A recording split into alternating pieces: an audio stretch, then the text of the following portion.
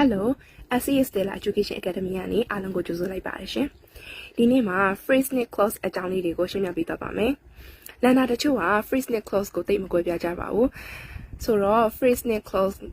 ကဘယ်လိုကွဲပြားလဲဘယ်လိုလေးလဲဆိုတာကိုအသေးစိတ်ရှင်းပြပေးသွားပါမယ်။အရင်ဆုံးအဓိပ္ပာယ်လေးတွေအရင်ကြည့်အောင်။ phrase အဓိပ္ပာယ်ကတော့စကားစု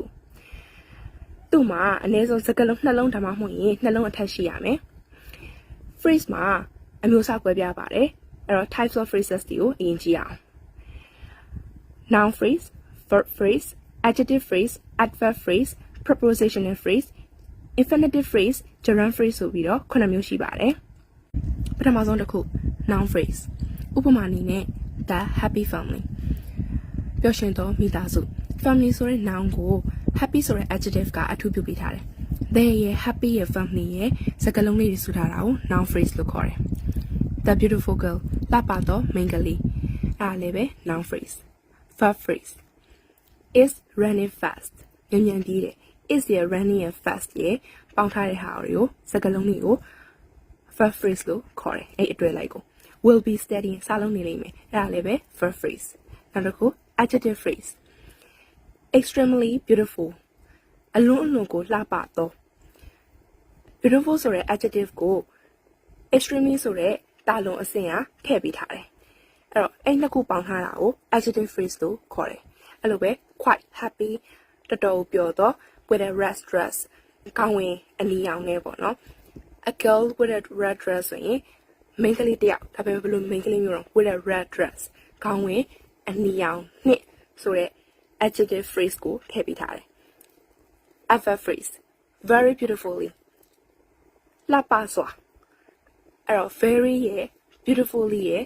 အခု adverb နှစ်ခုပေါင်းတဲ့ဒီစကားစုကို adverb phrase လို့ခေါ်တယ် quite slowly တော်တော်ကိုနှိမ့်ကွေးစွာအတော်နှိမ့်ကွေးစွာပေါ့အဲ့ဒါလည်းပဲ adverb phrase prepositional phrase on the table ထားပါတော့ပစ္စည်းတစ်ခု the book is on the table စာအုပ်က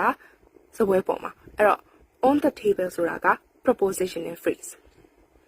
on ဆိုတဲ့ preposition ပါနေတာဟိုအဲ့တော့ on the table က prepositional phrase အဲ့လိုပဲ in the morning မနက်ပိုင်းမှာအဲ့တော့ in the morning ဆိုတာလည်းပဲ prepositional phrase infinitive phrase infinitive ဆိုတာ 2 plus for 1အဲ့တော့ to pass the exam he studies hard to pass the exam သူစာကြိုးစားတယ် to pass the exam စာမွေးအောင်ဖို့အတွက်သူစာကြိုးစားအဲ့တော့စာမွေးအောင်ဖို့ဆိုတာဒီinfinitive phrase to go to school ကျောင်းသွားဖို့အဲ့ဒါလည်းပဲ infinitive phrase နောက်ဆုံးတစ်ခု gerund phrase gerund ဆိုတဲ့အတွက် verb အကြီးနဲ့စမယ် swimming in the pool ရေကူးကန်ထဲမှာရေကူးခြင်းစာကြောင်းတစ်ကြောင်းဆောက်ပြမယ် swimming in the pool is one of my hobbies ရေကူးကန်ထဲမှာရေကူးတာကငါ့ရဲ့ဝါသနာတွေတဲ့တစ်ခုဖြစ်တယ်အဲ့တော့ရေကူးကန်ထဲမှာရေကူးခြင်း swimming in the pool ဆိုတာက gerund phrase ဖြစ်တယ်အဲ့လိုပဲ walking with my dog ငါခွေးလေးနဲ့လမ်းလျှောက်ထွက်တာလမ်းလျှောက်ထွက်ခြင်းအဲ့တော့ walking ဆိုတဲ့ gerund နဲ့ဆက်ထားတဲ့အတွက် gerund phrase လို့ခေါ်တယ် clause ကိုသွားရအောင်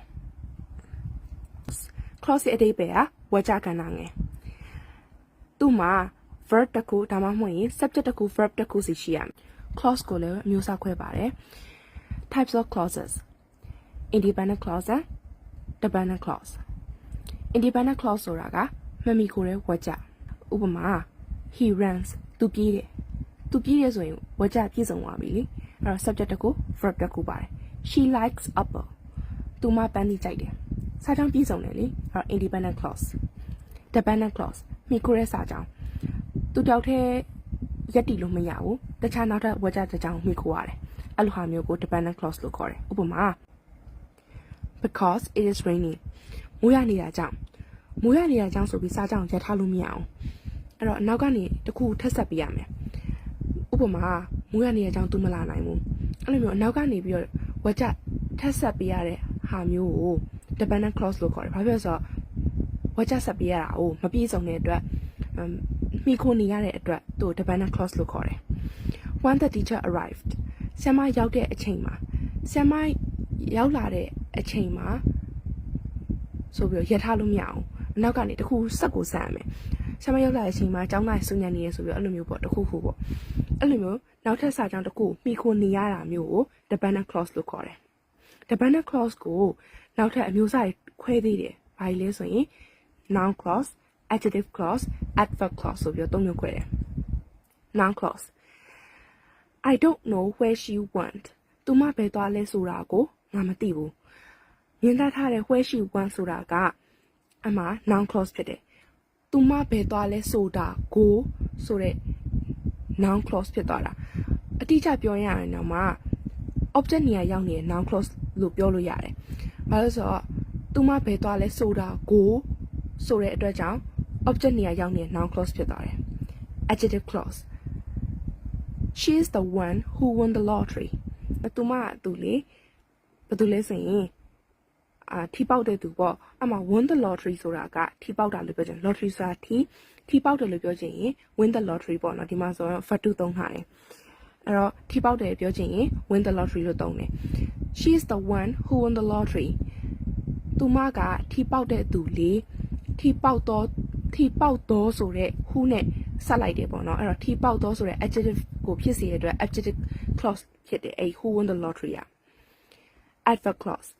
I waited for her until she arrived သူမရောက်ထိတိုင်အောင်ငါသူမကိုစောင့်နေခဲ့တယ်သူမရောက်ထိတိုင်အောင်ဆိုတဲ့ adverb နဲ့ဆက်ထားတဲ့အတွက် adverb clause ဖြစ်တယ် until she arrived က adverb clause ဖြစ်တယ်အဲ့တော့ဒီ phrase then clause ကိုကိုပြပြသိမယ်လို့တော့မျှော်လင့်ပါတယ်နောက်ထပ်ဗီဒီယိုလေးတွေလည်းတင်ပေးနေဦးမှာမို့လို့ page ကို like and follow လေးလုပ်တော့ပါနော်အားလုံးကျေးဇူးတင်ပါတယ်